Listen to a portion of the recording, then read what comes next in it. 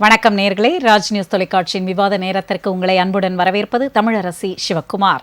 இன்றைய விவாதத்திற்கான தலைப்பை பார்க்கலாம். 2026 திமுக அணி 200க்கும் அதிகமான இடங்களில் வெல்லும். தமிழகம் சமத்துவமும் ஜனநாயகமும் காக்கும் வாடிவாசல் உதயநிதி. 2026 திமுகவை அதிமுக வீழ்த்தும் இபிஎஸ். பொங்கலுக்கு திமுக சூளுரை, அதிமுக காட்டம்.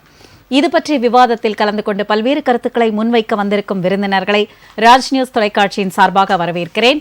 இணையத்தின் வழியாக இணைகிறார் அதிமுகவின் திரு விஜயகுமார் அவர்கள். சார் வணக்கம். அடுத்ததாக அரங்கிற்கு வந்திருக்கும் திமுகவிலிருந்து திரு தமிழ்தாசன் அவர்கள். சார் வணக்கம்.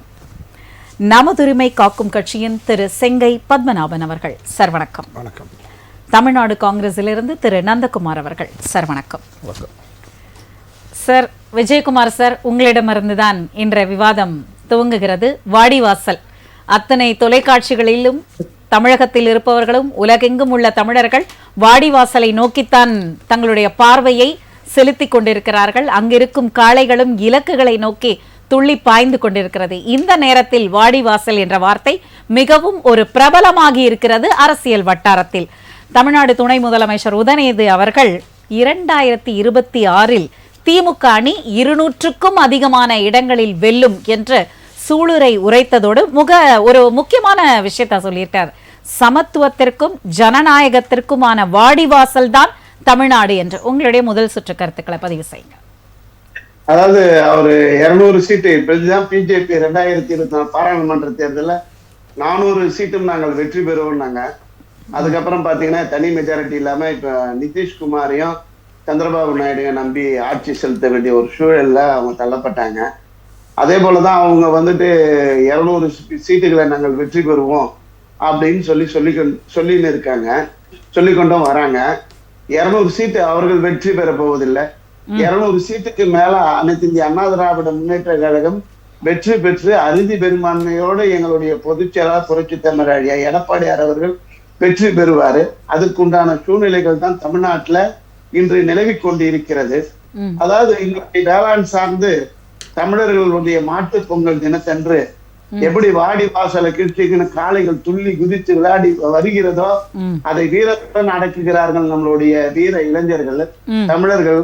காளையை அடக்கி இது பண்ணவர்கள்.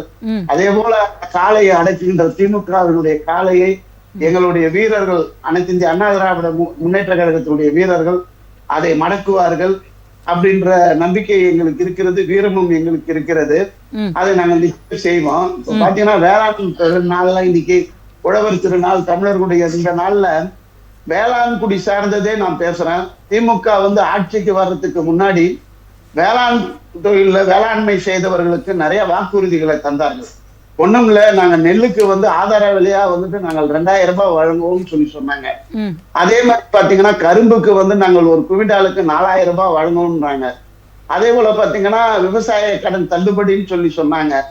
இத 3த்தையுமே அவர்கள் இதுவரையிலும் நிறைவேற்றவில்லை. அதாவது நம்ம விவசாய பெருங்குடி மக்கள் தமிழகத்தில் முழுவதும் ஆடிக்கொண்டிருக்கின்ற மக்கள் இவர்கள் சொல்லி வாக்குக்கு பொய்யான வாக்குறுதிகளை தந்ததெல்லாம் விவசாயிகளுடைய மனதுல ஆழ் மனதுல இருக்கிறது. இது தொடர்ந்து கொண்டே இருக்கிறது. இவர்கள் பொய்யான வாக்குறுதிகளை தந்துவிட்டு தான் ஆட்சிக்கு வந்தார்கள் என்று வெகுஜன மக்கள் பாமர மக்கள் வரையும் எல்லோரும் பேசுகின்ற பேசும் பொருளா இது மாறிவிட்டது. அதனால அவங்க 200 சொல்றது முதல்ல அந்த 200க்கு மேலன்றது அதிமுக தான் வெல்லும் என்பது நிதர்சனமான உண்மை. அவங்க என்ன வேணாலும் இப்ப பேசிக்கிட்ட போன்ற ஆளுங்கட்சி வச்சு இது பண்ணட்டும், நாங்கள் தான் வெற்றி பெறுவோம். வெற்றி பெறுவதற்கான அனைத்து காரியங்களும் தர்மங்களும் நியாயங்களும் நீதிகளும் எங்கள் பக்கம் இருக்கு. சரிங்க சார். பாமரனோட எண்ணத்துல இது இருக்கு அப்படின்னு சொன்னீங்க. சரி, ஓகே. ஆனா ஒரு வாடிவாசலுக்கு வருகின்ற காளையானது 1 வருடம் அது ஒரு பிரத்யேக பயிற்சி பெற்று அதுக்கப்புறம் தான் களத்தை சந்திக்குது, அங்க வெற்றி வாகை சூடுது. நீங்க இந்த 1 வருட காலமோ இல்லை கடந்த வருடங்களிலோ அதிமுகவோட அந்த தொண்டர் அணியோ இல்ல அங்க இருக்க நிர்வாகிகளோ என்ன மாதிரியான வியூகத்தை அமைச்சதனால 26 எங்க பக்கம்னு சொல்றீங்க? என்ன பிரத்யேக பயிற்சி மேற்கொண்டீங்க? இப்ப அந்த ஒரு 15-20 நாளா தமிழகம் எதை நோக்கி சென்று கொண்டிருக்கிறது? யார் தார் அப்படின்ற ஒரு வாசகம் நம்மளுடைய தொலைக்காட்சியில தான் முதலா ராஜ் டிவி தொலைக்காட்சியில எங்களுடைய ஐடி விங்க எங்களுடைய பொதுச்செயலாளர் இருக்கும்போது தமிழ்நாட்டுல அதிமுக சார்ந்து பேசுகின்ற சொற்பொழிவாளர்கள்ல பேச்சாளர்கள்ல முதலா நம்மளுடைய ராஜ் டிவி தொலைக்காட்சியில தான் யார் அந்த சார் என்கின்ற குரலை ஓங்கி ஒலித்தவன் அடிவன், இந்த அடி தொண்டன் சிறியவன், இதுக்கு அந்த யார் அந்த சார் என்ற வாசகம் இன்னைக்கு தமிழகம் முழுவதும் பரவி இருக்கிறது. அதுக்கு முதலமைச்சரே சட்டமன்றத்துல பதிலளிக்கக்கூடிய ஒரு சூழ்நிலைக்கு கொண்டு வந்தோம்னா அதிமுக அதனுடைய போராட்டங்களுடைய வலிமை சேர்த்தது. அனைத்து அணியினரும் எங்கள் கட்சியினோட மகளிர் அணி ஆகட்டும், ஐடிவிங்க, மாணவர் அணி, அனைத்து தொண்டர்களும் வீதிக்கு இறங்கி போராடின காரணத்தினால இது யார் அந்த சார் என்ற வாசகம் இருக்கு. இதே போல போராட்டங்கள் மிக, அதாவது இந்த ஒரு ஆண்டுகள் 2025 முழுவதுக்கும் திமுகவை எதிர்த்து நாங்கள் போராட்ட களத்தை சந்திப்போம். வீதியில இந்த திமுக ஆளுங்கட்சியினுடைய அராஜக போக்கை நாங்கள் மக்கள் மன்றத்தில் எடுத்து சேர்ப்போம். அதனால அதிமுகவுக்கு நாளுக்கு நாள் வலு சேர்க்கிறது. அதிமுகவே இருந்திருக்கலாம், ஆட்சியில் இருந்திருக்கலாம், இப்ப மக்கள் பேசுறாங்க. ஒண்ணு இல்லைங்க, அதிமுகவை எந்த நலத்திட்டம் செய்யல, ஏதாவது பிரச்சனை வந்தா போராடுறதுக்கு நாங்க வந்திருக்கோம், இதை பார்த்து நம்பிக்கை கொண்டு மக்கள் வாக்களிப்பார்கள் அப்படின்ற நினைப்புல இருக்கீங்க. இல்ல, எந்த நல்ல திட்டங்களும் அவங்க செயல்படுத்தலைங்க. 1000 ரூபாய் கொடுக்கலன்னு இன்னைக்கு பொங்கலுக்கு நீங்க எந்த யூடியூப் சேனல் எடுத்து பார்த்தாலும் 1000 ரூபாய் கொடுக்கலன்னு. சரிங்க சார், நம்ம தொடர்ந்து பேசுவோம் சார், நம்ம பேசுவோம். அந்த பாயிண்ட் அப்படியே வச்சுக்கோங்க. நீங்க தமிழ்தாசன் சார், நீங்க சொல்லுங்களேன். அதாவது திமுகவை வேரோடு அழிக்கின்ற ஆண்டாக இந்த 2025 இருக்கும், இதுல இருந்து தான் எங்களோட வாடிவாசல் திறக்க போகுது அப்படின்னு இபிஎஸ் அவர்கள் சொல்லியிருக்காங்க. உங்களோட கருத்து? எறும்புகள் கூடி இமயமலையை பெருக்க முடியுமா? முடியாது. வேரை அழிப்பதற்கு திமுகனுடைய வேறு ஒரு ஆலமரத்தினுடைய வேறு, இது 1000 காலத்து பயிர். இந்த வேரை அழிப்பதற்கு ஈக்கள் கூட ஒன்றும் செய்ய முடியாது.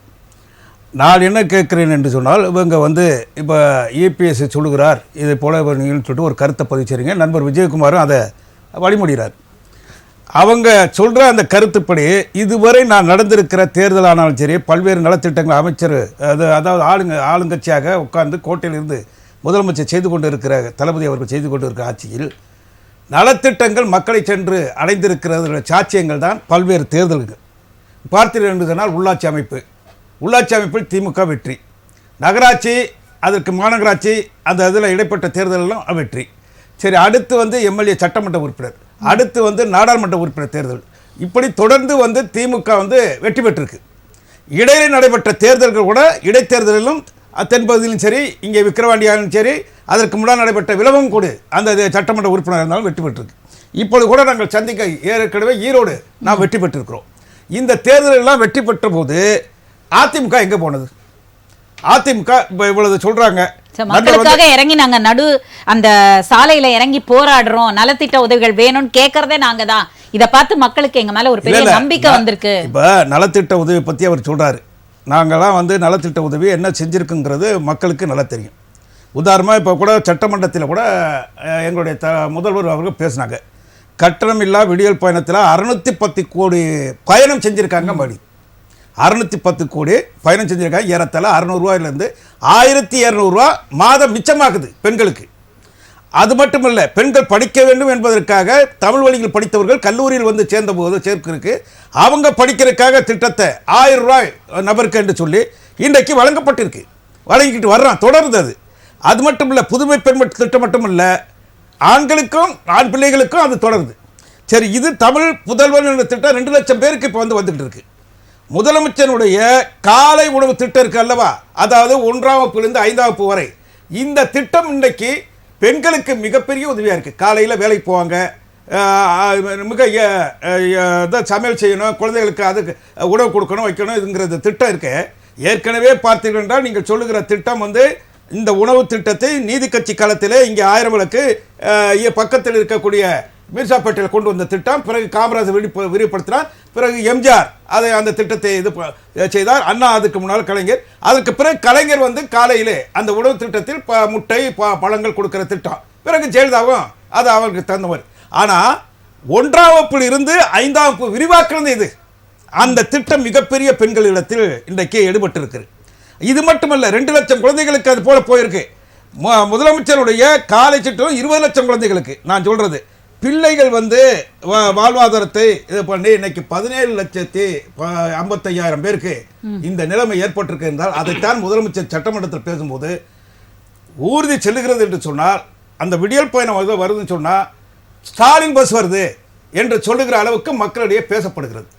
அது மட்டுமல்ல, நான் தூத்துக்குடி பகுதிக்கு போனேன்.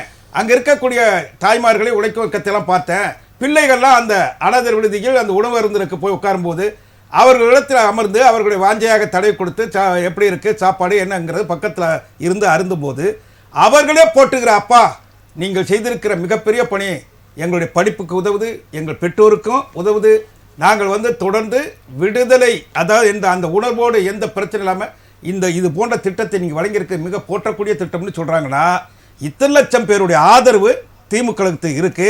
இதற்கு பிறகு அவர் எப்படி 2026 வர முடியும் அப்படின்ற ஒரு பெரிய கேள்வி நீங்க முன்னாடி ஆதரவு வாடிவாசல் என்று சொல்கிறீங்களே, இது சமத்துவ பொங்கல், ஜனநாயகத்தை ஊக்குவிக்கிற பொங்கல் நம்ம சொல்றோம்ல. இதைத்தான் அன்றைக்கு நமது துணை முதல்வர்கள் பேசினாங்க. இவர் ஒரு கருத்தை சொன்னார். அதாவது இப்பொழுது பேசும்போது வேளாண் துறையில் 2 லட்சம் பேருக்கு இலவச பம்பு பம்பு செட்டுக்கு அந்த இலவச மின்சாரம் கொடுத்திருக்கு. 2 லட்சம் பேருக்கு கொடுத்திருக்கு.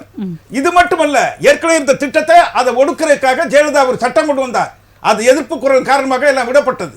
அது மட்டுமல்ல, நம்ம 100 நாள் வேலை திட்டத்தை அதிகப்படுத்துறோம், அந்த நிதியை பூடுங்கன்னு சொல்லிட்டு மத்திய அரசு போராடிட்டு இருக்கோம். மேலும் நிறுத்தப்பட்டிருக்கிறத. சரிங்க சார், ஒரு மிகப்பெரிய பட்டியல் வச்சிருக்கீங்க, நம்ம தொடர்ந்து பேசலாம். ஆமா, இவ்வளவு திட்டங்கள் இருக்கு. இவங்க ஆட்சி காலத்துல மத்திய அரசு 2000 கொடுக்குறோம்னு சொல்லிட்டு வருஷத்துக்கு 6000 கொடுத்தாங்க.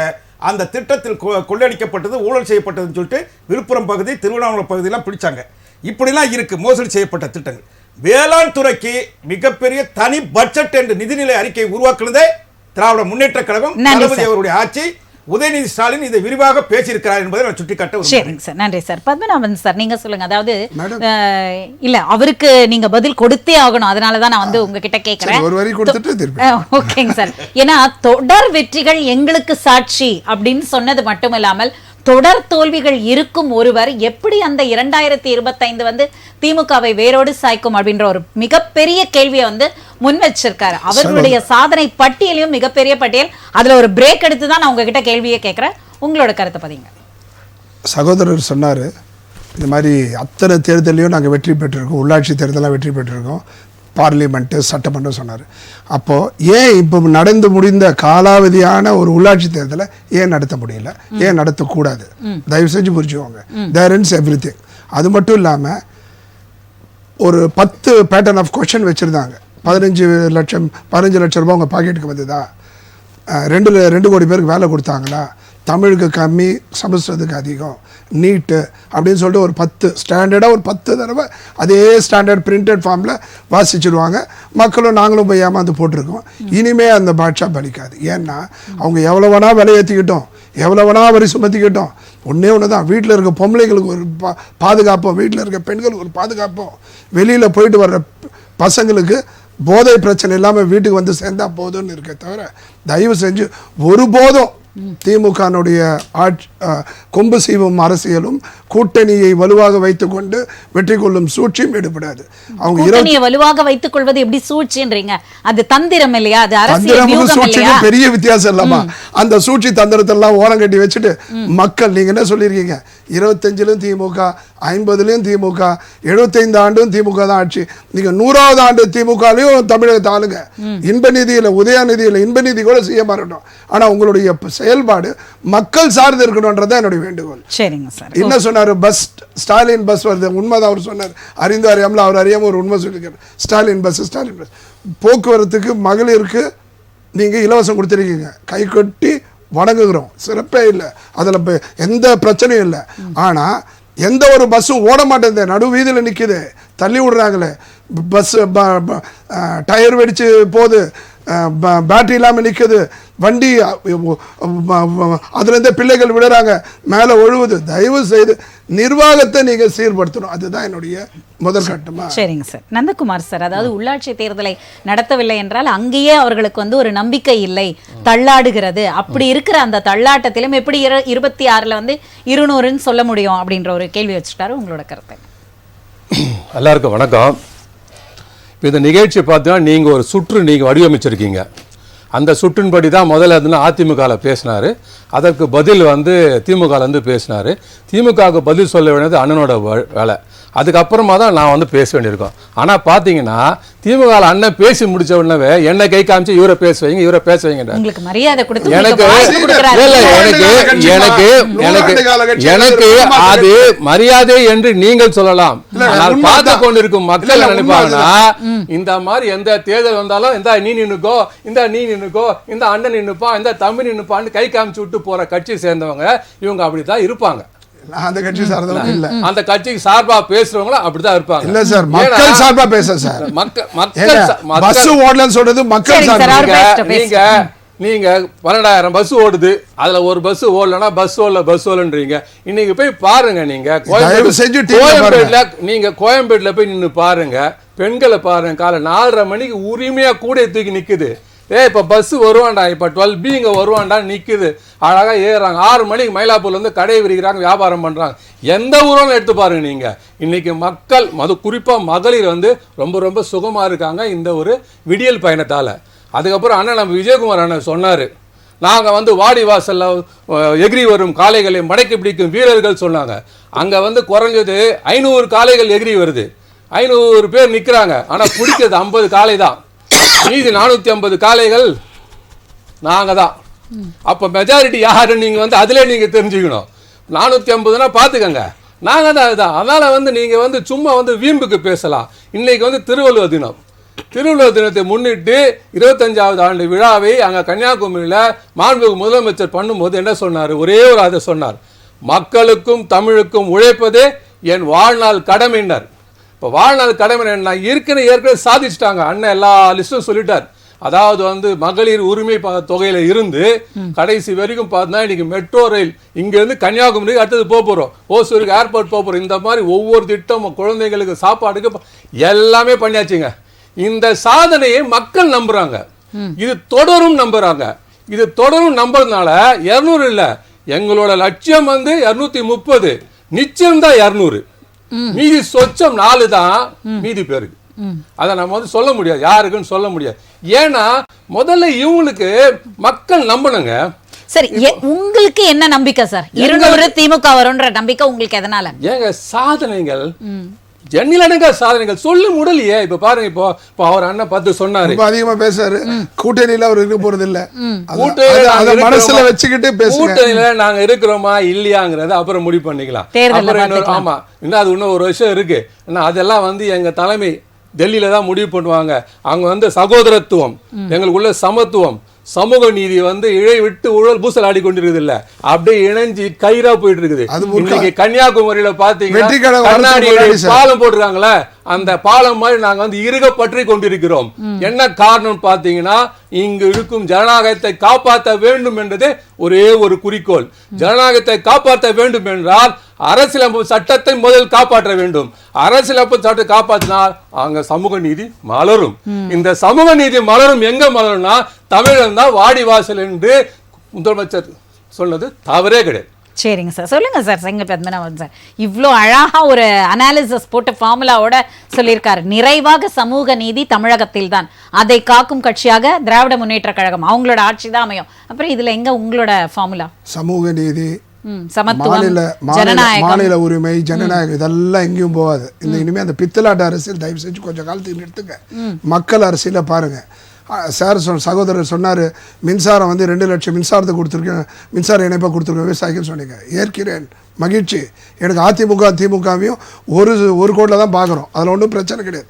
ஆனால் மின்சாரமே இல்லையே. மின்சாரம்னு ஒன்று கொடுத்தா தானே அந்த மின்சாரம் மும்முனை மின்சாரம் கொடுத்தேன்னு சொல்லிட்டு அதிமுகவில் சொல்கிறாங்கல்ல, அது எந்த அளவுக்கு உண்மை. ஆனால் இவங்களுக்கு இல்லையே. அதே சமயத்தில் 1000 ரூபாய் தொகுப்பு, 1000 ரூபாய் தொகுப்பு கடந்த காலத்தில் ஸ்டாலின் அவர்கள் 5000 ரூபாய் ஏன் கொடுக்கலன்னு கேட்டார், கொம்பு சீவி விட்டார். ஆனால் இன்னைக்கு இவங்க ஆட்சியில் என்ன சொல்றாரு, மத்திய தொகுப்புலேருந்து காசு வரல, ஆசிரியர்களுக்கு சம்பளம் கொடுக்கல, மத்திய தொகுப்புலேருந்து காசு வரல. எதுக்கு எடுத்தாலும் நீங்கள் மத்திய தொகுப்புலேருந்து வரல, மத்திய தொகுப்பு நீங்கள் அவனை அனுசரணையாக போனால் தானே மத்திய ஆட்சி தேர்தலுக்கு நம்ம மத்திய அரசோட சண்டை போட்டுக்கலாம். எதுக்கு எடுத்தாலும் நீங்கள் கொம்பு சீவி விட்டுருக்கீங்க. 4 லட்சம் கோடி வாங்கியிருக்காங்க 10 ஆண்டுல. 10 ஆண்டுல அவங்க 5 லட்சம் கோடியில கடன். அதிமுக ஒரு நிமிஷம் அனுசரணையா போகணுங்கிறாரு. ஒரு ஒண்ணு இல்ல, எல்லாத்துக்கும் அடிமையா போகணுங்கிறாரு. இல்ல நான் அனுசரணையா அடிமையா இந்த ரெண்டு விதமான வித்தியாசம். அடிமை அந்த அதிமுக அனுசரணையா போய் என்னத வாங்கிட்டாங்க நீங்க சொல்லுங்க. சார் இல்ல நீங்க சார் நான் ஒரே ஒரு வார்த்தை சொல்றேன். நீங்க சொல்லுங்க. நான் அதிமுக திமுக இரண்டும் ஒரே குட்டையில உரிய மட்டைகள், அதுல மாற்று கருத்து கிடையாது. ஆனா தூக்கி சீர் பார்த்தா தயவு செஞ்சிருங்க. வெற்றிக்கிழங்க வந்தாச்சு, வைக்கிறதுக்கு உங்களுக்கு செக் சலண்டா இருங்க. ஒரு நிமிஷம், உங்க கூட்டணியே மாறி போகுதுங்க சார். சார் நாங்களே சார் ஏங்க உங்க ஒரு அரசியல் கட்சி இன்னொரு அரசியல் கட்சி கூட்டணியை பத்தி பேச மாதிரி எதை பத்தி பேச முடியும்? தப்பான ஒரு விஷயத்துக்கு தப்பான ஒரு நல்ல கட்சிக்கு சப்போர்ட் பண்ணுதுன்னா அதை தடுக்க வேண்டியது என்னுடைய முதல் தயவு செஞ்சு. தமிழக வெற்றி கழகத்தை இப்ப இங்க நடுவுல கொண்டு வரீங்க. இந்த 200ல அவர்களுக்கும் ஒரு பங்கு இருக்கும். இவரு குரல் இவ்வளவு வசதி பேசுறது கொஞ்சம் அடங்கி வாசிக்கிறோம். ஏன் சொல்றேன்னா இவர்களுடைய கூட்டணி கட்சி 2 கட்சியும் ஆல்மோஸ்ட் வெளியில வர்ற மாதிரி பேச்சு ஆரம்பிச்சாச்சு. அவங்க வெளியில வந்த அப்புறம் திமுக காங்கிரஸ் மட்டும் வச்சு என்ன பண்ணும்? தயவு செய்து கம்பளம் போட்டு உலகத்துக்கே தெரியும் யார் அந்த சாரன் விசிகா கேக்குறாரு சார். ஆனா சண்முகம் என்ன சொன்னாரு? திமுகனுடைய நிழலில் வெளிச்சத்தில் கம்யூனிஸ்டுகள் இல்லை. இதை விட என்ன சொல்ல முடியும்? திருப்பி சொல்றேன், தயவு செஞ்சு கேட்டுக்கங்க.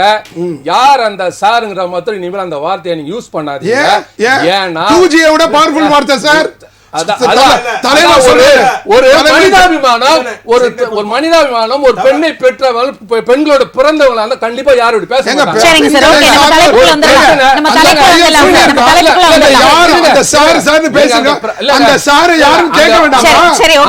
அசம்பாவிதம் நடந்தது உண்மை, நான் ஒத்துக்கிறாங்க.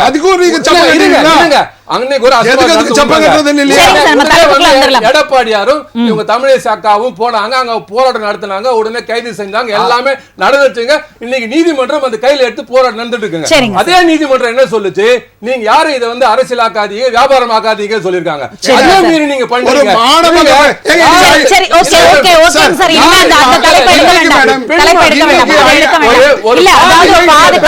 ஒரு பாதிக்கப்பட்ட பெண்ணின் மாண்பை காப்பாற்ற தெரியாம நீங்க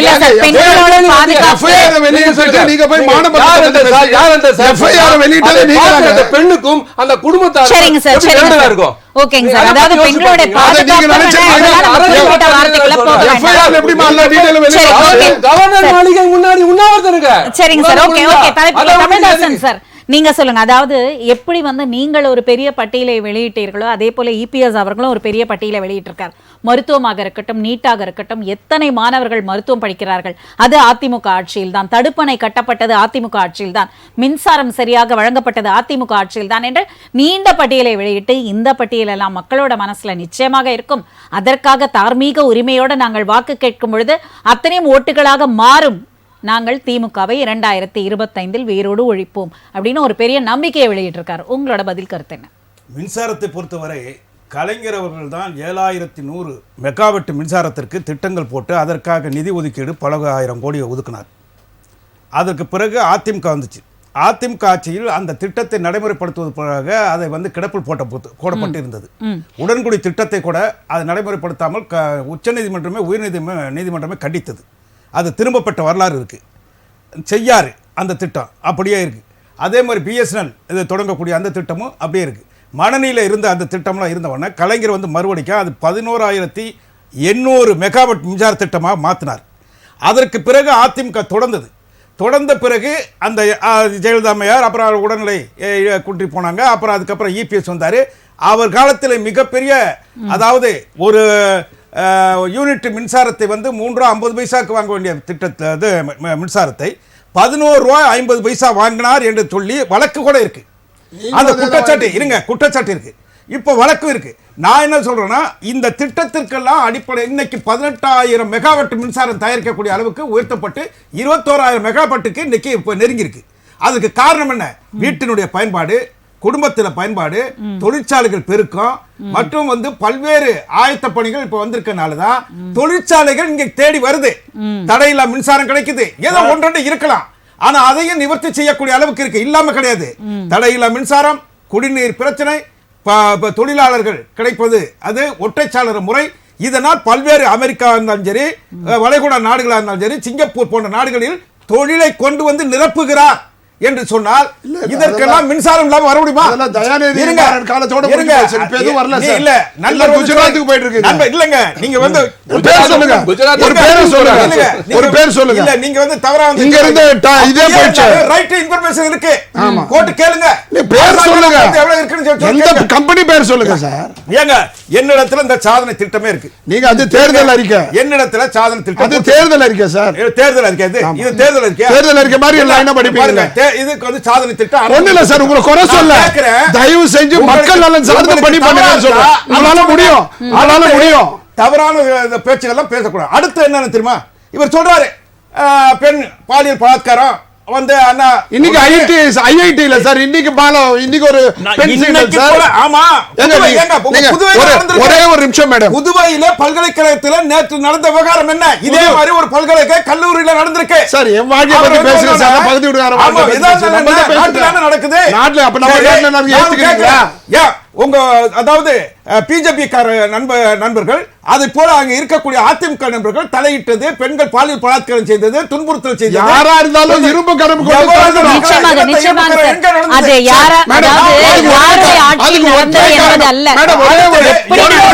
ஒரே ஒரு நொடி மேடம். நீங்க பேசும்போது நான் தலையிடுவேன். அப்புறம் பேசினாக்க நான் எல்லாத்தையும் குறிக்கிறேன். ஓகே, நாங்க விவரம் வெளியே வரணும்னா நான் கேட்டுக்கணும். அதாவது நீங்க இப்படி எஃப்ஐஆர் முதல் தகவல் அறிக்கை கசிந்தது எப்படின்னு கேக்குறீங்க. இது கோர்ட்டே கேட்டுச்சு. இது வந்து மத்திய அரசினுடைய நிறுவனமே சொல்லுங்க, என்ஐசி கொடுத்திருக்கு. அந்த வந்து நாங்க அந்த கசிவதற்கு ஒரு புகார் கொடுக்கிறார் ஒரு பெண்மணினா, அல்லது யாரோ ஒரு குற்றவாளி வந்து குற்றவாளி கண்டுபிடிங்கன்னு சொல்லிட்டு ஒருத்தர் புகார் கொடுக்குறானா, ரெண்டு தரப்பு, ஒரு தரப்பு அவங்களுக்கு எஃப்ஐஆர் கொடுப்பாங்க, கொடுத்தவங்களுக்கு. அடுத்து குற்றம் சுமத்தப்பட்ட அவருக்கும் அதுக்கும் மோடி எழுப்பாங்க, அதற்கும் குற்றம் சுமத்தப்பட்டிருக்கும் கொடுப்பாங்க. இப்படி கொடுக்கப்படுகிறது வந்து இடையில இதை வெளியிடுவது யார் என்று கேள்வி இருக்கு.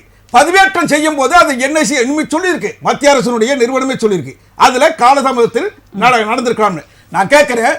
பொள்ளாச்சியில 200க்கும் மேற்பட்ட பெண்கள் கற்பழிக்கப்பட்டாங்க. இது வந்து அதிமுக மாணவரணி சேர்ந்தவர்கள், அது உடன்பாடு பல்வேறு முக்கிய தலைவர்களுடைய பிள்ளைகள்லாம் கைது பண்ணி உள்ள போட வேண்டியது சார். இது ஏதாவது சொல்றீங்களா? சிபிஐ விசாரித்து ஒண்ணுமே நடக்கல. அப்ப எஃப்ஐஆர் ஒரு பக்கம் இருக்கட்டும். அந்த ஏடிஎஸ்பி பாண்டியராஜன் வெளியிடுகிறார், பெண் பேரை சொல்லுகிறார், யார் வழக்கு கொடுத்தாருன்னு சொல்றாரு. இவ்வளவு வந்து எஃப்ஐஆர்ல எப்படி வெளியே வந்ததுன்னு கேக்குறீங்க. அந்த அதிகாரிக்கு துணை கேள்விக்கு பதில் சொல்லுங்க. ஏடிஎஸ்பிக்கு எஸ்பி பதவி உயர்வு கொடுத்து கரூர்ல அவர் உட்கார வச்சீங்களா இல்லையா? அத கேட்டியா? பொள்ளாச்சிக்கு போய் பொள்ளாச்சி 5-10 வருஷம் விளையாட்டு வீராங்கனைகளை பாலியல் பலாத்காரம் செய்தார் என்று 7 மாதம் போராடினாங்களே, அவங்க மேல நடவடிக்கை எடுத்தீங்களா? நான் கேட்கிறேன். சார் கேட்டுங்க சார். மத்திய அமைச்சர் அக்பர் என்ன செய்தார்? எம்ஜி அக்பர் ஏன் ராஜினாமா செய்தார்? மேடம் பாலியல்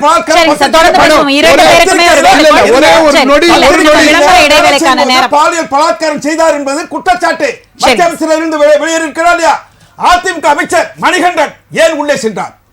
ஜெயக்குமார் சபாநாயகர் இருந்தவர், மந்திரியா இருந்தவர், அவர் சிந்து என்ற பெண்மணியை வேலை கட்டு வந்தா சொல்லி கற்பழிக்கப்பட்டார், குழந்தை கொடுத்தார். ஒரு எம்பிக்கு தம்பி பாப்பா இருக்கார் என்று வெற்றிவேல் சொன்னாரே, அந்த கதை இப்பொழுது இருக்கிறது. சரிங்க சார், நம்ம தொடர்ந்து கேள்விகளுக்கெல்லாம் பதில வந்து நம்ம கேட்டு வாங்கலாம். இது உள்ளே அனுப்பினீர்களா? சரிங்க சார், அடுத்தடுத்தான பல கேள்விகளை முன்வைத்திருக்கிறீர்கள். ஒரு டாக்டர் புகார் கொடுத்தார். எங்க திருச்சியில் இருக்கக்கூடிய பரஞ்சோதி என்பவர் மீது அவர் கைது செஞ்சீங்களா? ஒரு எம்எல்ஏ இருந்தார், மந்திரியா இருந்தார், கைது செஞ்சு உள்ளே அனுப்புனீங்களா? சரிங்க சார், ஒழுங்கு நடவடிக்கைக்காக பல கேள்விகளை எழுப்பியிருக்கீங்க. தொடர்ந்து பேசலாம். ராஜ்நியூஸ் தொலைக்காட்சியின் விவாத நேரத்தை நேயர்களே, பாலியல் குற்றச்சாட்டு சொல்வதற்கு யாருக்கும் யோக்கியதில்லை. சரிங்க சார், ஆனால் அதே நேரத்தில் குற்றம் என்று தெரிய வந்தால் இந்த தளபதியுடைய அரசு சட்ட நடவடிக்கை மேற்கொள்ளும். அதற்காக சட்டம் கொண்டு வந்திருக்கிறார், தூக்கு தண்டனை கொண்டு வந்திருக்கு. நன்றி சார், ஆயுள் தண்டனை கொண்டு வந்திருக்கு. தொடர்ந்து பேச ஜெயக்குமார் சார், நீங்க சொல்லுங்க. அதாவது ஜனநாயகம் காக்கும் வாடிவாசல் என்று உதயநிதி குறிப்பிட்டதைப் போல 200க்கும் மேற்பட்ட தொகுதிகளை கைப்பற்றுவோம் என்று குறிப்பிட்டதற்கான அடிப்படை முகாந்திரம் என்ன அப்படின்னா, தமிழ்தாசன் சார் முன்வைத்த கருத்துக்கள், விவசாயிகளாக இருக்கட்டும், அவர்களுக்கான நலத்திட்டங்கள், பெண்களுக்கான நலத்திட்டங்கள், மாணவர்களுக்கான நலத்திட்டங்கள், வேலைவாய்ப்பிற்கான நலத்திட்டங்கள் என்று பல நலத்திட்டங்களை எடுத்து வைத்தது திமுக தான். அதில் தொடர்ந்து வெற்றி பயணத்தில் போயிட்டு இருக்காங்க. அதனால இந்த வியூகத்தின் அடிப்படையில் தான் அந்த 200-200க்கும் அதிகமான இடங்கள்னு சொன்னோம். அதை போல சொல்வதற்கு அதிமுக கைவசம் உள்ள காரணிகள் என்ன? அதாவது நான் கேட்ட கேள்விக்கு அவர் நேரடியா பதில் சொல்லல. ஆனா தமிழ்வாசன் நான் கேட்டேன், திமுக வந்துட்டு கடந்த சட்டமன்ற தேர்தல்ல கொடுத்த வாக்குறுதியில் வேளாண் விவசாயிகளுக்கு கொடுத்தாங்களே வாக்குறுதி, இதே மாதிரி நெல்லுக்கு வந்துட்டு நாங்கள் 2000 ரூபாய் தருவோம், கரும்புக்கு 4000 ரூபாய் கொடுப்போம், விவசாய கடன் தள்ளுபடி செய்வோம் அப்படின்னு சொன்னாங்களேன்னு நான் கேட்டதுக்கு பதில் சொல்லாம நாங்க 2 லட்சம் இலவச மின்சாரத்தை கொடுத்தோம் அப்படின்னு சொல்றாரு. அதே மாதிரி இவங்க ஆட்சி காலத்துலதான் 3 தடவை மின்சாரத்தை உயர்த்தினாங்க. இன்னைக்கு பேசி கொண்டிருக்கிற இந்த பொங்கல் நாள் பரிசாக தமிழ்நாட்டு மக்களுக்கு வந்து திருமண மண்டபங்களை இன்னைக்கு எங்காவது அலங்கார விளக்கு போடாம திருமண மண்டபத்துல கல்யாணத்தை செய்தா அந்த திருமண மண்டபங்களுக்கு வணிக வளாகத்துக்கு 5% கட்டண உயர்வை இந்த பொங்கல் நல்நாள்ல அறிவிச்சிருக்குது இந்த திமுக அரசு. 2வது, இதே பொங்கல் நல்நாள்ல விழுப்புரத்துல மக்கள் கொதிச்சு போயிட்டு அந்த அமைச்சர் மீது சேற்றவாரி இறைத்தார்கள்ன்றதுனால அந்த கிராம மக்கள் பொங்கல் விழாவே கொண்டாடக்கூடாதுன்றதுனால அந்த கிராமத்துல இருக்கிற பெண்களை கூட கைது செய்து ஒரு அட்டுழியத்தினுடைய அக்கிரமத்தினுடைய உச்ச காட்சியா இன்னைக்கு திமுக இருக்குது. இப்படி எல்லாம் அநியாயம் பண்ணிட்டு எப்படி ஜெயிப்பாங்க? 2வது, அண்ணன் காங்கிரஸ் அண்ணன் பேசும்போது நிறைய பேசுறாரு. நான் அவர்கிட்ட ஒரே ஒரு கேள்வி கேட்கிறேன். கன்னியாகுமரியில அண்ணன் கண்ணாடி பாலத்தை முதலமைச்சர் அவர்கள் திறந்து வைத்தார்கள். ஓகே, அந்த தொகுதியினுடைய சட்டமன்ற உறுப்பினர் காங்கிரஸ் கட்சியினுடைய தலைவர், சட்டமன்ற தலைவர் ராஜேஷ் அவர்கள், அவர் கலந்துகினாரா? அந்த பாராளுமன்ற உறுப்பினர், கன்னியாகுமரியினுடைய பாராளுமன்ற உறுப்பினர் விஜய் வசந்த் கலந்துகினாரா? அதுக்கு அவரை பதில் சொல்லுங்க. 2வது என்னன்னா, மின்சாரத்தை பத்தி பேசினாரு. நான் சொல்றேன், 96ல இருந்து 2001 காலகட்டத்துல அன்றையோட மின்சாரத்துறை ஆற்காடு வீராசாமி அவர்கள் ஒரு நிகழ்ச்சியில சொல்றாரு, நம்ம ஆட்சியை இழக்கிறோம்னா அதுக்கு மின்சாரம் தான் காரணமாக இருக்குன்னு சொல்லிட்டு அதே போல ஆட்சியை இழந்தார்கள். எங்களுடைய 4 வருட 2 மாத கால ஆட்சி காலகட்டத்துல மின்சார கட்டணத்தை நாங்க உயர்த்தலாமா? 3 தடவை உயர்த்திருக்கிறாங்க, இன்னைக்கும் உயர்த்திருக்கிறாங்க. நீங்க வந்துட்டு சொல்றீங்களா பிஜேபி கூட இணக்கமா போனதால அதிமுக என்ன சாதிச்சுன்னு ஒரு கேள்வி கேட்கிறீங்களே. 11 மருத்துவக் கல்லூரிகளை கொண்டு வந்தது அதிமுக, 8 சட்ட கல்லூரிகளை கொண்டு வந்தது அதிமுக. எந்த ஒரு மின்கட்ட உயர்வுகளை மக்கள் தலையில வரியை உயர்த்தாம நாங்கள் ஆட்சியை 4 வருட 2 மாத கால ஆட்சி, பொற்கால ஆட்சியை எங்கள் எடப்பாடியார் அவர்கள் தந்தார். 2வது சொல்றாரு, பாலியல் வன்கொடுமையில வந்து அதிமுகவை நான் பேர சொல்றேன். ஏங்க, உங்களுடைய அமைச்சர் கருப்புசாமி பாண்டியனை பத்தி கதையை நான் சொல்லட்டுமா? அந்த வீடியோ இன்னைக்கு யூடியூப்ல போயிட்டு இருக்குது. அதை பத்தி நான் விவகாரமா பேச முடியுமா? நான் பேசுறேன்னா அண்ணன் தமிழ் ஒரு பேசுற திமுக அவர் எங்க போய் இது பண்ணிப்பாரு? எங்களுடைய கட்சியில தான் அது யாரா இருந்தாலும் பாலியல் இது சீண்டல ஈடுபட்டாவே கட்சியை விட்டு நீக்கி இருக்கிறது. இவர் சொல்றாரு பொள்ளாச்சின்றாரு.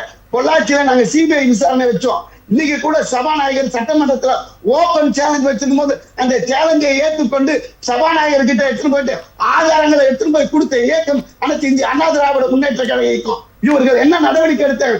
ஏன்பா குற்றவாளிகளுக்கு துணை போறீங்க? யார் அந்த சார், யார் அந்த விஐபி? அந்த பாதிக்கப்பட்ட பெண்ணுக்கு நீதி கொடுங்க.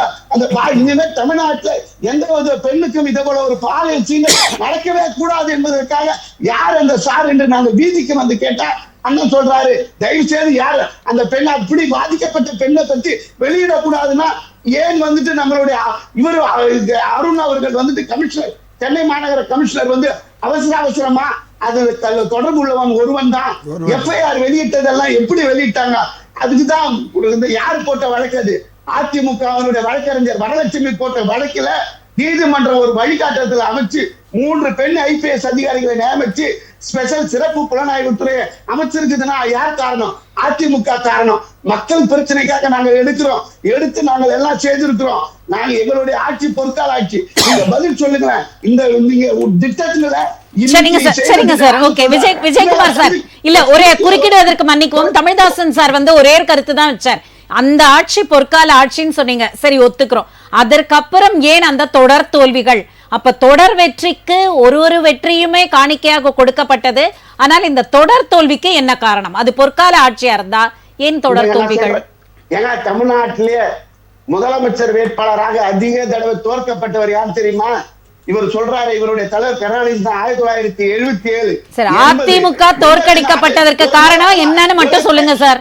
நான் சொல்றேங்க, தேர்தல் களம்னா ஒரு கட்சி தொடர் வெற்றி பெறுது, வெற்றி பெறுவது தோல்வி அடைவதெல்லாம் சகஜம். சரி, ஓகே. 2018 தோல்வி இல்ல. 2வது கல்வியை பற்றி சொன்னார். நாங்க கல்விக்கு நிறைய செய்திருக்கிறோம், கல்விக்கு பண்ணிருக்கிறோம். ஏங்க அப்படி இருந்தா நாங்க வந்துட்டு கம்ப்யூட்டர் லேப்டாப் தந்து கொடுத்தோம் மாணவர்களுக்கு, +1 +2 படிக்கிற மாணவர்களுக்கு லேப்டாப் கொடுத்தோம். நீங்க ஆட்சிக்கு வந்தா டேப் தருவோம்னு சொன்னீங்களே, இன்னைய வந்து படிக்கின்ற மாணவர்களுக்கு டேப்போ லேப்டாப்போ தரலையே. மாணவர்களுடைய மூளையை வந்து மழுங்கடிக்கிற செயல்ல ஏன் ஈடுபடுறீங்க? கல்விக்கு வந்து சோறு மட்டுமே இல்ல, சோறு போடுங்க, அதான் அவர்களுக்கு உண்டான அறிவுத்திறனை வளர்க்கிற கம்ப்யூட்டரும் லேப்டாப்பும் தராம அவர்களுடைய கல்வியை வந்துட்டு கனவை நீங்க இன்னைக்கு உள்ள காலகட்டத்துல, இன்னைக்கு ஐடிவிங்கள, இன்னைக்கு தொழில்நுட்பத்துல உயர்ந்து போயிருக்கிற தமிழர்களுடைய மாணவருடைய கல்வியை இன்னைக்கு வந்துட்டு நீங்க 4 ஆண்டுகள்ல கீழ்நோக்கி வச்சிட்டீங்களே, இதெல்லாம் தர்மமா? இது நியாயமா? சொல்லுங்க, பதில் சொல்லுங்க. சரிங்க சார், சொல்லுங்க நந்தகுமார் சார். ஒரே தான் அவங்க 2 பேரும் அக்கப்போர் இப்படிதான் இருக்கும், 2 பேரும் முட்டி மோதிப்பாங்க. ஆனா இதுக்கு ஒரே காரணம் என்னன்னா, சரி அக்கப்போர் இல்ல கொலாடி சார், இன்னுமே ரொம்ப மோசமா இருக்கு சார் கருத்து மோதல்கள். ஏனென்றால் இது பாதிக்கப்பட்டவங்க கொஞ்சம் ஓபனா பேசுவோம், ஓபனா பேசலாம் சார், ஆனா நம்ம பொது நிகழ்ச்சியில பேசக்கூடாது, அவ்வளவுதான். இதுக்கு ஒரே காரணம், இன்னும் 3.5 வருஷம் போச்சு, இன்னும் 1.5 வருஷம் இருக்கு, 3 ஆண்டு போயிடுது. இதுக்கு ஒரே காரணம், இவங்களுக்குள்ள போட்டி எதுல இருக்கணும்னா எஃப்ஐஆர்ல இருக்கணும். இவருடைய மந்திரி சொல்றாரு, எந்த விதத்தில் அந்த மாதிரி ஆட்கள் எல்லாம் மந்திரியா வச்சிருக்காங்கன்னு தெரியல. என்ன சொல்றாரு, எங்க ஆட்சியில் 1 லட்சத்துக்கு மேல எஃப்ஐஆர், அதிமுக ஆட்சியில் 8 லட்சம் எஃப்ஐஆர், அதனால எங்களுடைய ஆட்சி குறைந்த அளவுல குற்றங்கள் நடக்குதுன்னு சொல்றாரு. எவ்வளவு பெரிய தவறு! இதுக்கு சொன்னா நீங்க உடனே குறுக்குல வந்துடுவீங்க சண்டைக்கு, அதனால அந்த வார்த்தையை பேசல. தயவு செஞ்சு இவங்க போட்டி மின்சார இல்ல எஃப்ஐஆர் நிறைய போட்டி இருக்கணும். இவங்க 8 லட்சம் எஃப்ஐஆர்னா இவங்க 10 லட்சம் இருக்கணும், இவங்க ஆட்சியில் 10 லட்சம் எஃப்ஐஆர்னா 12 லட்சம் இருக்கணும். அது மாதிரி போட்டுட்டு எஃப்ஐஆர் போட்டீங்கன்னாவே உங்களுடைய சட்டம் ஒழுங்கு சீராயிடும். 8 லட்சம் பேர் உங்களுடைய ஸ்டேட்மெண்டா சொல்லுது, 8 லட்சம் பேருக்கு நீங்க எஃப்ஐஆர் போடாம காப்பாத்துறதுனால தான் இன்னைக்கு வீட்டுல உள்ள பூந்து வெட்டியிருக்காமா ராயபுரத்துல. இன்னைக்கு மட்டுமே 3 கொலைகள் 4 கொலைகள் பாலியல் வன்கொடுமை. இதற்கு ஒரே காரணம், தயவு செஞ்சு எஃப்ஐஆர் உடைய பர்சன்டேஜ் இன்க்ரீஸ் பண்ணுங்க. சொல்லுங்க நந்தகுமார் சார். இல்ல நான் வந்து அவர் விஜயகுமாருக்கு வந்து நான் வந்து ஒரு தாழ்மையாக தான் இதை கேட்குறேன். ஆக்சுவலாக வந்து நம்ம சகோதரி வழக்கறிஞர் வரலட்சுமிக்கு நான் வாழ்த்துக்களை தெரிவிச்சுக்கிறேன். ஏன்னா எந்த ஒரு பெண்ணுக்கும் இப்படி ஒரு கொடுமை நடந்ததுன்னா தட்டி கேட்க வேண்டிய கடமை ஒவ்வொரு அண்ணனுக்கும் தம்பிக்கும் அப்பாவுக்கும் எல்லாருக்கும் உண்டு. அந்த கடமையை நீங்கள் வந்து சரியாக ஜனநாயக முறையில் நிறைவேற்றிட்டீங்க, நான் அது இல்லைன்னு சொல்லிட்டேன். அதுக்கப்புறமா அதுக்கு உண்டான போராட்டத்தை வந்து அங்கங்கே நடத்திட்டீங்க. ஆக மொத்தம் வந்து நம்ம வந்து அரசியல் ரீதியாக என்னென்ன பண்ணணுமோ எல்லாத்தையும் நீங்கள் பண்ணிட்டீங்க. ஆனால் அதை விட்டுட்டு டெய்லி வந்து ஒவ்வொரு சேனல்லையும் ஒவ்வொரு பேப்பர்லையும் யார் அந்த சார்னு கேட்கும்போது அந்த சேனலை பார்க்குற அந்த பெண்ணாக இருக்கட்டும், அந்த குடும்பத்தாராக இருக்கட்டும், ஒன்றும் பிரச்சனை இல்லை. இல்ல திரும்பவும் அந்த பெண்களுக்கு அந்த சம்பவம் நினைவூட்டப்படும்ன்றது அவரோட கருத்தா இருக்கு. இந்திய கூட்டணியில வெஸ்ட் பெங்கால்ல இன்னைக்கும் பிரச்சனை நடக்குது. மம்தா பானர்ஜி எப்ப நடந்தது? 8 மாசம் 6 மாசம் முன்னாடி நடந்தது. இன்னைக்கு இத வந்து ஒரு நினைவூட்டல பார்க்காதீங்க, இதனுடைய சீரியஸ்னஸ் புரிஞ்சுக்கோங்க. இப்போ இந்த இதுக்கு ஒரு கண்ணியத்தை நான் கடைபிடிச்சு பேசிட்டு இருக்கேன். என்கிட்ட அதுக்கு மேல தரவுகள் ஏகப்பட்டது இருக்கு. சொல்லுங்க ஐயா, ஒண்ணு நல்லா புரிஞ்சுக்கங்க. கன்னியாகுமரியிலே 2 பேர் போலன்னு கேள்வி கேட்டாரு, அதுக்கு பதில் கொடுங்க. கன்னியாகுமரியிலே விஜய் வசந்த் போல ராஜேஷ் போல. அதுக்கு நான் வரேன். நான் சொன்னது முதல்ல சொன்னதுக்கு இப்போ டேலி ஆகுது பாருங்க. அதுக்கு நான் வரேன். எப்பேற்பட்ட வரலாற்று சிறப்பு மிக்க நிகழ்வு அது. அதாவது நான் திருப்பி நான் இவர்கிட்ட சொல்றது என்ன, அதுதான் இப்போ நான் வந்து ஒரு அண்ணனாவோ அப்பாவோ இந்த பாக்குறேன். என் குடும்பத்துல அந்த மாதிரி நடந்துச்சுன்னா நான் டிவியில பார்க்கும்போது எனக்கு எப்படி மனம் வலிக்கும். அதைத்தான் நீங்க செய்யாதீங்க. நீங்க வந்து வேற ஏதாவது பண்ணுங்க. உளவியல் ரீதியாக அந்த பெண்ணை பாதிக்க வேண்டாம் அப்படிங்கிறது ஒரு அண்ணனான என்னோட சின்ன சார்மையான கருத்து. அதுக்கப்புறம் நீங்க கேட்டீங்க காங்கிரஸ்ல ராஜேஷ்குமார் ஏன் போல, விஜய் வசந்த் ஏன் போலன்னு சொல்லி கேட்டீங்க. அது நியாயமான கேள்வி. எங்களுக்கு அதிகாரபூர்வமாக அவங்க வந்து அழைப்பதில் அனுப்பிச்சாங்க. அதுக்கு மேல எங்களுக்கு வந்து சென்னையில வேற போராட்டங்களும் நிகழ்ச்சிகள் இருந்ததால அவங்களால அங்க கலந்துக்க முடியல. இங்க எங்க சத்தியமூர்த்தி பவன்ல நிகழ்ச்சியில 2 பேரும் கலந்துக்கிட்டாங்க. ஸோ அதனாலதான் அவங்க போக முடியல, தவிர மற்றபடி எதுவும் இல்லை. மறுபடி நீங்க வந்து எதுக்கு எடுத்தாலும் வந்து ஒரு 11 மருத்துவக் கல்லூரி, 8 சட்டக்கல்லூரி அப்படின்னு நீங்க சொல்லிட்டு ஜஸ்ட் எல்லாத்தையும் நீங்க கடந்து போயிட்டே இருக்கிறீங்க. நீங்க மக்களுக்கு, இங்க இருக்கிற ஏழை மக்களுக்கு என்ன நீங்க பண்ணீங்க அதை நீங்க சொல்லணும். நீட்டு கொண்டு வந்தீங்களா, அது பெரிய சாதனையா? சொல்லுங்க. யாருக்கு இல்லங்க, எங்களோட ஆட்சிதான். உங்க அம்மா தாங்க தடுத்து நிறுத்தினாங்க. இல்ல உங்க அம்மா தாங்க தடுத்து நிறுத்தினாங்க. ஏங்க அதை தடுத்து நிறுத்தது கூட உங்களால முடியலன்னா எதுக்குங்க நீங்க அந்த பதவியில ஒட்டிக்கிட்டு இருக்கணும்? அந்த கேள்விதான் நான் கேக்குறேன். இப்ப நான் கேக்குறேன், இன்னைக்கு வந்து நீங்க வந்து இன்னைக்கு வந்து முதல்ல திமுக சப்போர்ட் பண்ணிட்டு இந்திய கூட்டணியில எதிர்கட்சியா இருக்கிறதுக்கே ராஜீவ் காந்தி தகுதி இல்லைன்னு சொல்லிட்டு மம்தா பானர்ஜி நான் வழி நடத்துறேன் இந்திய கூட்டணி. தயவு செஞ்சு நாங்க சொன்னாங்க உங்க கூட்டணியுடைய மம்தா பானர்ஜி சொல்றாங்க சார் ராகுல் காந்திக்கு தகுதி இல்ல, நான் வழி நடத்துறேன், மாநிலத்தை நான் பாத்துக்கிறேன் இந்திய கூட்டணி. அதனால தயவு செஞ்சு உங்களுடைய போக்கஸ் வந்து காங்கிரஸ் வளர்ச்சியில இருக்கட்டும். திமுக இனிமே சப்ப காட்டிங்கன்னா முடிஞ்சு போச்சு உங்க கதை. நீங்க ஏன் சார் வந்து காங்கிரஸ் வளர்ச்சி எதுக்கெடுத்தாலும் நீங்க தமிழ்நாடு வளர்ச்சியை பத்தி நீங்க பாருங்க. நாங்க பேச தமிழ்நாடு, நீங்க பேச குஜராத், மகாராஷ்டிரா. கூட்டணி நண்பர் சொல்றேன். இப்ப நான் சொல்றேன் பிரஜ்வல் ரேவனால இருந்து நீங்க போயிட்டீங்களா? போல நான் சொல்றேன். அதனால நான் பாக்குறேன், நான் கண்ணியத்தை கடைபிடிக்கிறேன். என்ன கண்ணியம்? இதுல என்ன கண்ணியம் இருக்கு? ஏங்க நான் கேக்குறது ஒண்ணே சார், இந்திய கூட்டணியினுடைய தலைமை ஏற்க ராகுல் காந்திக்கு தகுதி இல்லை. அதாவது இவரு உத்தவ் தாக்கரே வழிமொழிறாரு, மம்தா பானர்ஜி சொல்றாங்க. என்னுடைய வார்த்தை எடுத்து சொல்லுங்க சார். முதல்ல உங்க இந்திய கூட்டணியை சரி பண்ணுங்க. நீங்க முதல்ல காங்கிரஸ் சரி பண்ணுங்க. நீங்க திருப்பி இந்திய கூட்டணி பத்தி பேசுறீங்க, காங்கிரஸ் பத்தி பேசுறீங்க, தபாக பத்தி பேசுறீங்க. உங்களை பத்தி பேசுங்க சார். ஏங்க என்னுடைய நல்லது, என்னுடைய உங்க கொள்கை என்ன சார்? மனித உரிமை, மனித உரிமை, மனித உங்க வீட்டு செவர்ல கூட எங்க போஸ்டர் கொள்கையோட இருக்கு சார். என்ன கொள்கை? தயவு செஞ்சு போய் பாருங்க. என்ன கொள்கை இருக்கு? தயவு செஞ்சு போய் பாருங்க. கருத்து வேணும் சொல்றாங்க. இப்ப இவங்க வந்து 26ல வந்து திமுக அகற்றிடுவோம் சொல்றாங்க இல்லீங்களா? முதல்ல திமுக அகற்ற வேணும்னு சொல்லல, அவங்க திருந்தி கரெக்டா பண்ண மக்கள் நலன் சார்ந்து பண்ணா அவங்களே இருக்கட்டும், இன்ப நிதி வரட்டும். எங்களுக்கு தாய் உள்ளம் கொண்ட சார். இப்போ ஒரு பக்கம் சார் அவர் சொல்றது என்னன்னா தமிழக வெற்றி கழகமா இப்ப உள்ள வந்துட்டு இருக்கு. தமிழக வெற்றி கழகம் உள்ள வந்துட்டு இருக்கு. நீங்க வந்து ரொம்ப தாவேகா நடுநிலை தமிழ் தேசியம் வேணும், திராவிடம் வேணும்னு சொல்லியாச்சு. நீங்க ஒரு சீமான கைது பண்ணுங்க முதல்ல. இஷ்டத்துக்கு பேசிட்டு இருக்காரு அவரு. இந்த பக்கம் போனா அண்ணாமலை இருந்தா சேர்க்க மாட்டா அப்படின்னுவாரு. அதுக்கப்புறம் பார்த்தா அண்ணாமலையில வேற யாரும் நாங்க வந்து கூட்டு சேர்ந்து பண்ணுப்பாரு. அந்த பக்கம் பார்த்தா அதிமுக வந்து அங்க போய் ஜெயக்குமார் ஸ்டேட்மெண்ட் கொடுப்பாரு. இங்க வந்து பாத்தீங்கன்னா இவங்க வருவாங்க, நாளைக்கு நாங்க மாபெரும் கூட்டணி அமைப்போம்னு சொல்லுவாங்க. இப்படி மாத்தி மாத்தி பேசிட்டு இருக்கீங்களா? முதல்ல நான் உங்களுக்கு கேக்குறேன், உங்க மேல மக்கள் நம்பிக்கை இருக்கா? அத நீங்க சொல்லுங்க. ஒரு கூட்டணி கட்சி உங்க நம்ம ஏங்க சார் நிக்கல, நீங்க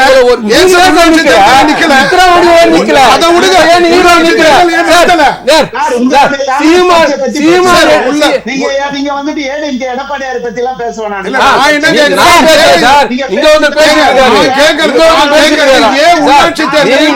முதல்ல உங்களுக்கு உங்க கட்சி மேல நம்பிக்கை இருந்தா, உங்களுக்கு கட்சி மேல நம்பிக்கை இருந்தா ஈரோடு கிழக்குல நின்னுடணும். இல்ல நிக்காம பாத்துருக்கோம் சார். சைதாப்பேட்டை வாங்கலாம், திருமங்கலம் வாங்கலாம், முன்னாடி எல்லாம் பார்த்தோம். தேர்தல் நடத்தல. பத்மநாபன் சார், இப்ப நந்தகுமார் சார் வச்ச ஒரே ஒரு கருத்து என்னன்னா, எங்களோட காங்கிரஸோட திமுக கூட்டணி இருக்கா இல்லையான்றது அப்புறம் பாத்துக்கலாம். அதிமுகக்குள்ள எத்தனை பேர் இருக்கிறாங்கன்றதே இன்னும் கிளியரா தெரியலையே. அவங்க எப்படி இந்த ஒரு பெரிய வியூகத்தை வகுக்க முடியும்? எந்த கட்சியா இருந்தாலும் ஒரு நேர்மையா பேசணும். அவங்க ரெட்டையில வச்சிருக்காங்க, எடப்பாடி தலைவரா இருக்காரு, அதுக்கப்புறம் அவங்களுக்கு உள்ள இருக்காங்க, அவங்களுக்கு வெளியில இருக்காங்களா வேணாம். Election commission has given a clear verdict. They are the ADMK and he is the leader. அது இப்ப யாரு இல்லன்னு சொல்லல. தேர்தல் நேரத்துல எங்களோட கூட்டணி உறுதி செய்யப்படும். இப்போ அந்த கூட்டணியில இல்ல அப்படினு நீங்க எப்படி உங்களோட கருத்துக்களை பேச முடியும்? காங்கிரஸே திமுக கூட்டணியோட இருக்கா இல்லையான்னு தெரியல அப்படின்னு சொல்லி ஒரு கருத்துல முன்ன அதுதான் அவரும் கேக்குறாரு. அப்ப எங்களோட கூட்டணியை பத்தி தலைமை முடிவு செஞ்சுக்கோ, அதுக்கு நிறைய நாட்கள் இருக்கு. இப்ப அதை பத்தி பேச வேண்டிய அவசியம் இல்ல. திமுக ஆட்சியை பிடிக்கும் போது எந்த ஒரு விஷயமும் ஆரம்பத்துல சொல்லும் போது நகைச்சுவாலும் விமர்சனத்துக்கும் உரியது. ஆனா அது காலம் போக்குல அது உண்மை தெரியும். என்னுடைய வேண்டுகோள் காங்கிரஸ் வெளியில வரணும். அதுக்கு நான் பல முறையா பல ஆண்டுகளா கேட்டுட்டு இருக்கேன். மக்கள் சார் நலன் சார்ந்து கேட்டுட்டு இருக்கேன். அதான் மத்தபடி வேற எதுவும் கிடையாது. இதுதான். சரிங்க சார். தமிழ்தாசன் சார் நீங்க சொல்லுங்க. அதாவது திமுக சூளுரைத்திருக்கிறது. ஏன்னா இது தமிழ் பொங்கல், திராவிட பொங்கல், சமத்துவ பொங்கல், சமூக நீதி பொங்கல், இந்த நேரத்துல 2026 திமுக வசம் அப்படின்னு. ஆனா அந்த சூளுரைக்காக அதிமுக காட்டம் கொள்வது ஏன்? அதிமுகவிற்கு வேறு காரணங்கள் கிடைக்கவில்லை. அது தொடர்ந்து வந்து பல்வேறு பிரிவுகள் இருக்கின்றன.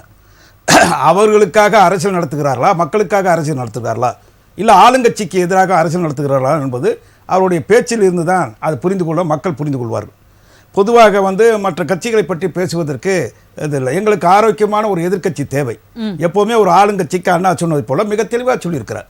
ஆளுங்கட்சிக்கு வந்து ஒரு நல்ல எதிர்க்கட்சி தேவை என்று.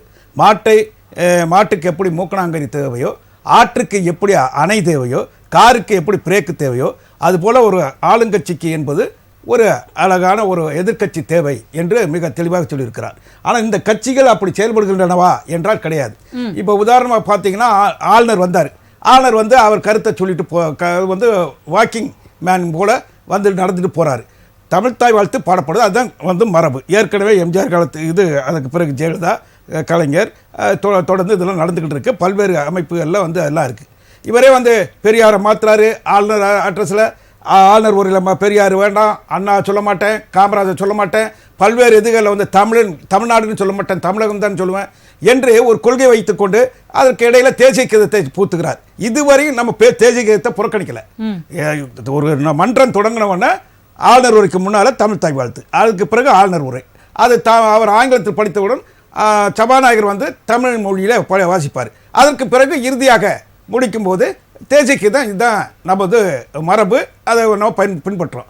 ஆனால் அப்படிப்பட்ட ஆளுநர் வேண்டுமென்றே திட்டமிட்டு தமிழ் மக்களுக்கு எதிராக ஒரு நியமிக்கப்பட்ட ஆளுநர் செயல்படுகிறார். ஆனால் அவர் எதிர்த்து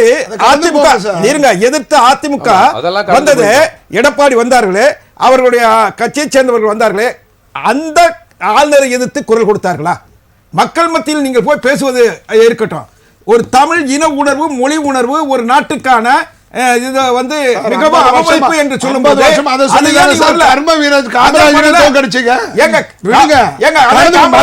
மக்கள் நல்லா பாருங்க. முதல்ல இருங்க, தமிழ் எதுவும் எங்கேயும் போகாது, எங்கேயும் போகாது. இப்ப இதுக்கு பதில் சொல்றேன். ராஜாஜி வந்து எவர் இந்தினார் 38ல, அதே ராஜாஜி நெவர் இந்தி 67 வந்து கூட்டணி வச்சாரா இல்லையா? காமராஜர் சொல்றாரு இவர் வந்து தோற்கடிச்சாரு. ஆமா, தேர்தலில் நிற்கும் போது அது எதிரணி அனுப்பி தோற்கடிச்சோம், உண்மைதான்.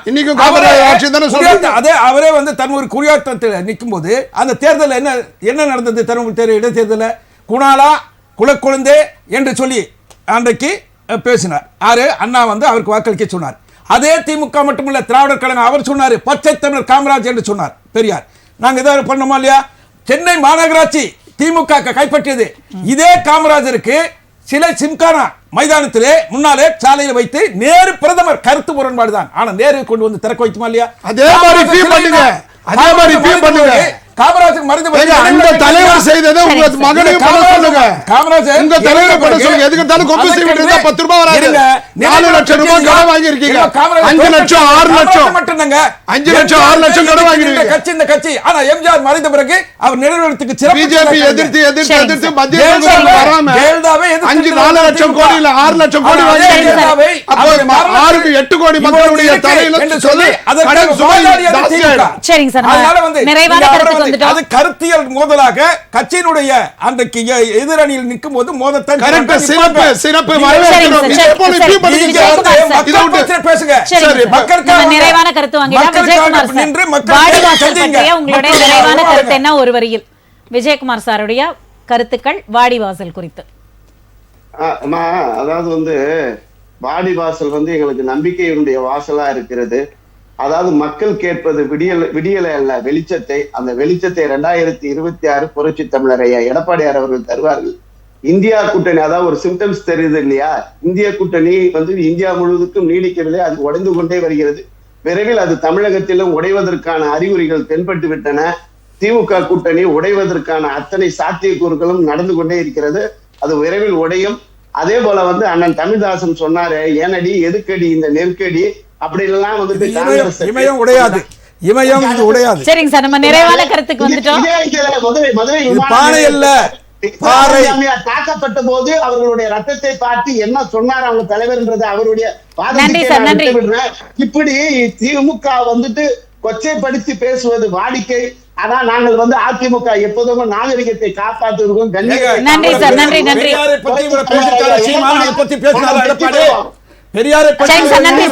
நந்தகுமார் சார், உங்களுடைய நிறைவான கருத்து. கொச்சைப்படுத்தி சீமான் பேசுகிறார். சரிங்க சார், விஜயகுமார் சார், உங்களுடைய நிறைவான கருத்து வாங்கிட்டேன்.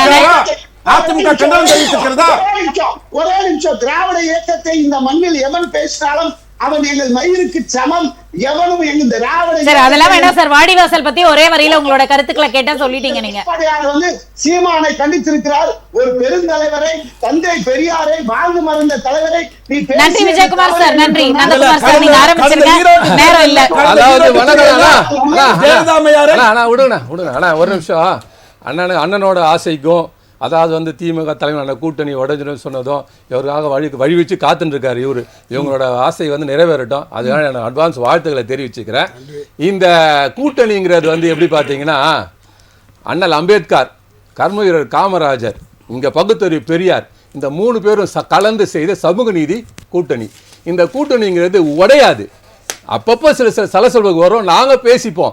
ஏன் உடையாது அப்படின்னா, மக்கள் நலம் ஒன்றே எங்கள் நலம். நன்றி சார், நன்றி நன்றி சார். உங்களுடைய நிறைவான கருத்து. உள்ளாட்சி தேர்தலை விரைவாக நடத்த வேண்டும். அவங்களுடைய பேச்சு, அவங்களுடைய வாதம்லாம் பார்த்தா மக்கள் வந்து அவங்க பாக்கெட்டில் இருக்க மாதிரி சொல்கிறாரு.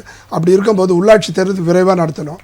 அது மட்டும் இல்லாமல் கருப்பு பேட்ச், கருப்பு துப்பட்டா போட்டுக்கிட்டு ஒரு காலேஜில் ஒரு நிகழ்ச்சிக்கு போனால் அதை எடுக்கின்ற அளவுக்கு ஒரு அச்சம் இருக்குது.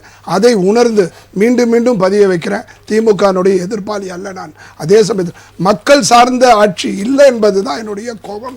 அதற்காக துப்பட்டாவை மறைக்கிறதுனால மூட்டைப்பூச்சி கொளுத்துற வீட்லேயே மூட்டைப்பூச்சி இருக்கிறன்ற மாதிரி தயவு செஞ்சு வீட்டை கொளுத்துறக்கூடாது. அதே போல் துப்பட்டாவை நீட்டுக்கு நம்ம எவ்வளோ பிரச்சனை பண்ணோம், ஆடைகளுக்கு களையப்படக்கூடாதுன்னு மானபங்கப்படுத்துவதற்கு சமம்னு சொன்னோம் இல்லையா?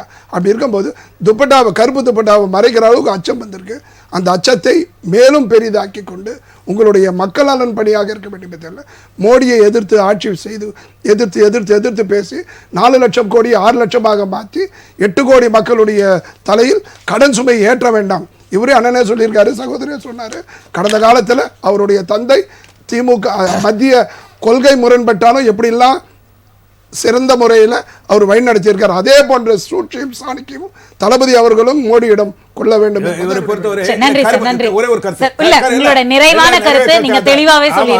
கருப்பு என்று சொல்ல அதை வந்து நாங்கள் அச்சப்பட வேண்டியதில்லை. நாங்கள் கருப்பில் இருந்து பிறந்தவர்கள் தான். இன்னும் சொல்ல போனால் திராவிட இயக்கமே வந்து பெரியார் காலத்திலிருந்து வந்தவங்க. கருப்பு சிவன் எடுத்தாங்கிறாங்க. நீட் தேர்வுக்கு வந்து பெண்களுடைய தாலியை கலட்ட சொன்னவர்கள், வளையலை கலட்ட சொன்னவர்கள், கடுக்கனை பல்வேறு துப்பட்டா கூட தான் எடுக்க சொன்னாங்க. நீட்டு தேர்வுல நாங்க எடுக்க சொன்னது அது எடுக்க சொன்னதனுடைய அர்த்தம் அல்ல. அது என்ன நடந்ததுங்கிறது உங்களுக்கு அது தெரியும். அது மறைச்சு பேசாங்க. ஆனா அதுலயும் மறைத்து சில பொருட்களை எடுத்து செல்கிறார்கள் என்ற தகவல் வந்த பிறகுதான் அந்த இது நடந்துட்டு இருந்துச்சு. ஆனா கருப்புல இருந்து நாங்கள் விலகாதவர்கள். எங்க கொடியே கருப்பு சிவப்பு தான். நாங்க திராவிடர் கழகத்திலிருந்து வந்தவர் தான், கருப்பு தான்.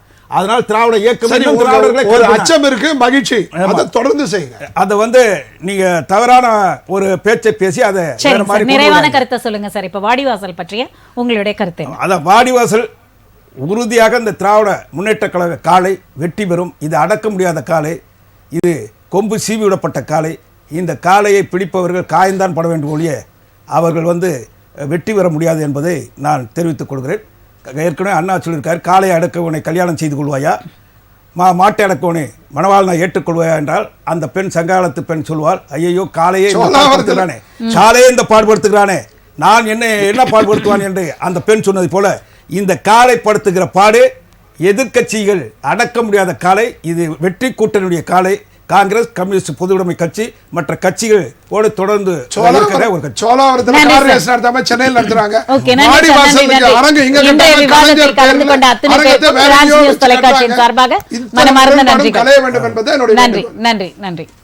நேயர்களே, மீண்டும் அடுத்த நிகழ்ச்சியில் உங்களை சந்திக்கும் வரை நன்றி கூறி விடைபெறுவது தமிழரசி சிவகுமார்.